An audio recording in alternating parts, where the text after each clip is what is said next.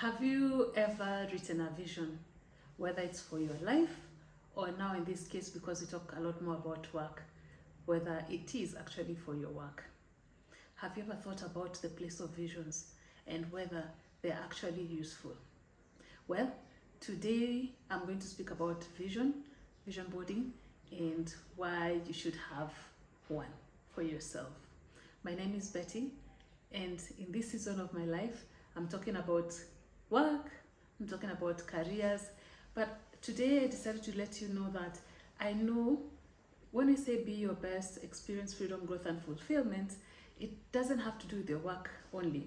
There are three other areas that I found that are quite interrelated, and this is relationships. There's a way, yes, relationships have an impact on work and vice versa. And then money. Money has an impact on work and vice versa.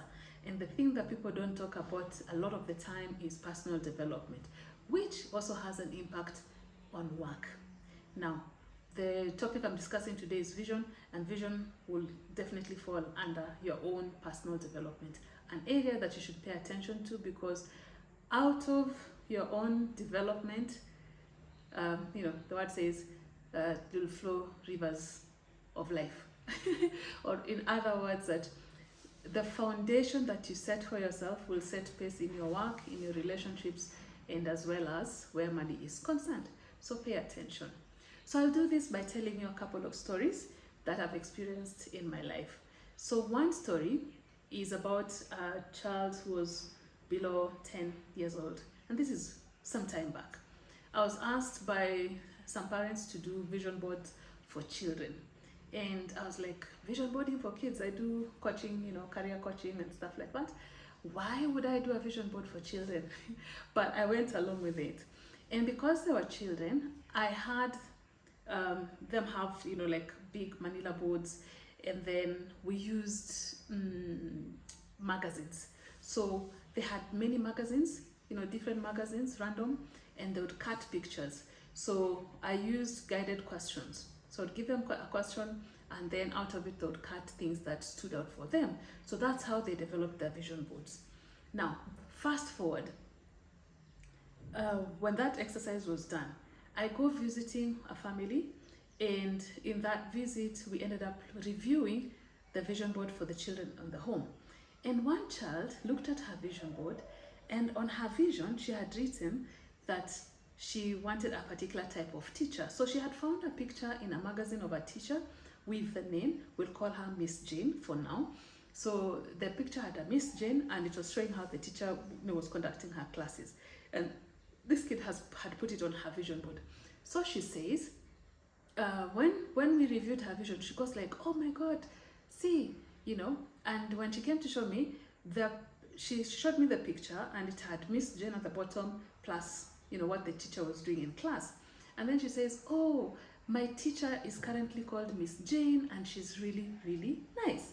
So the face of that child really lit up.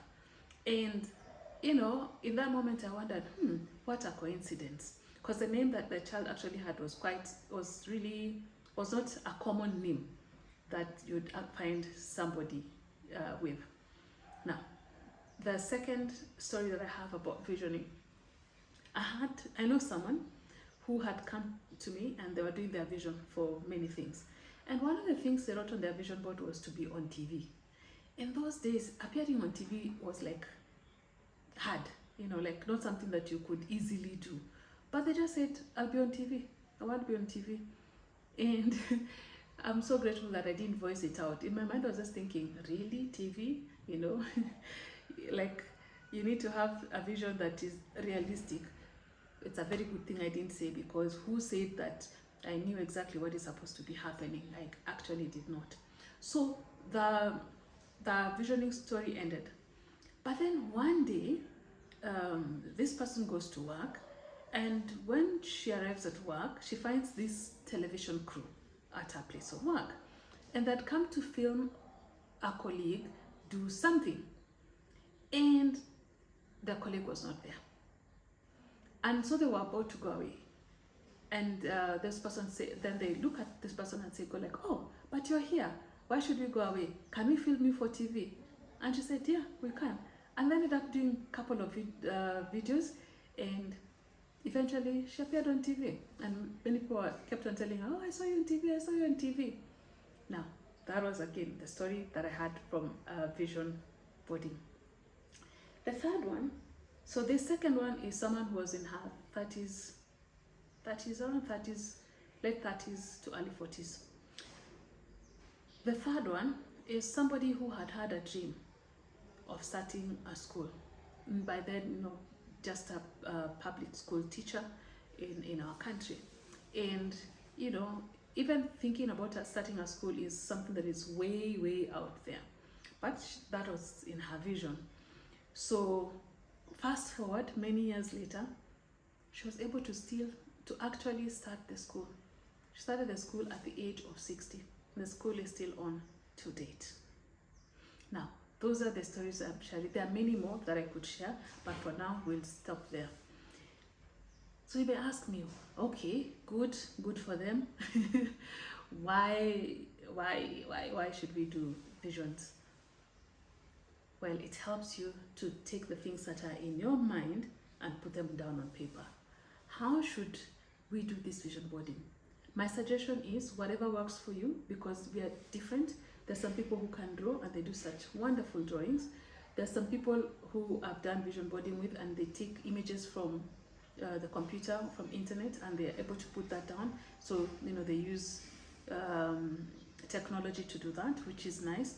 And there are people who just, write in a plain book. So whichever way works for you, please go ahead. I actually just write them down, and I've done that for very, very many years. And it's amazing the power of it. I have never understood how it works, but I know it works. And so you say, okay, how do you know it works? For those who have watched a previous video, I say I come from a foundation, and the foundation that I have is God, and I believe what He says is true. And so if that is true for you, I'll read for you where I got it. If it is not, again, you are welcome to explore and see whether that actually works for you. So this is in the book of Habakkuk, chapter 2, verse 2. And it says, then the Lord answered me and said, write the vision and make it plain on tablets, that he may run who reads it. For the vision is yet for an appointed time, but at the end it will speak, and it will not lie. Though it tarries, wait for it, because it will surely come. It will not tarry. So that was a conversation God was having with someone, and He said, write the vision down, and it will surely come to pass at the appointed time. Now, when we're writing our own vision, so because you say, how does this apply to us? That was then, and God was giving visions to people. Now, most of us, I would want to say everyone, but let me just say many people have visions, and sometimes they can come as dreams.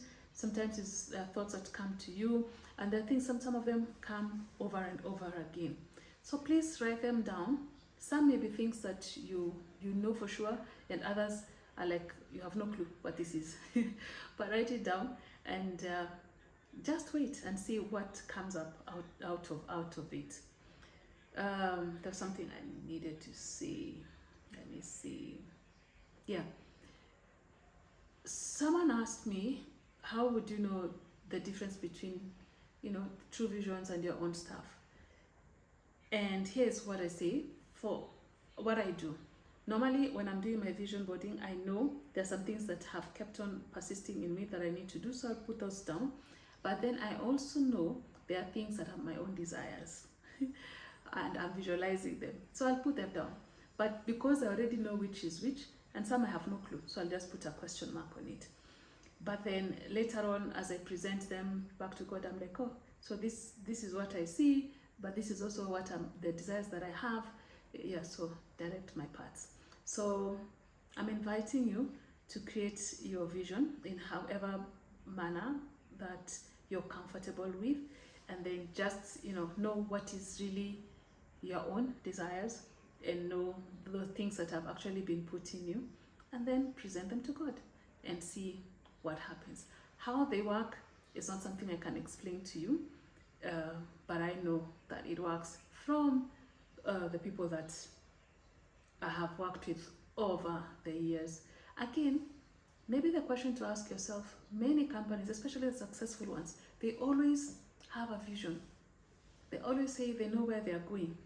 So if they find it useful, why don't we find it useful for our own lives? It's best we start with our own lives before we go serving in organizations or companies for other people, or even the ones that we create for ourselves. So till we meet again, have a good morning, good afternoon, and good evening, and happy visioning. Thank you.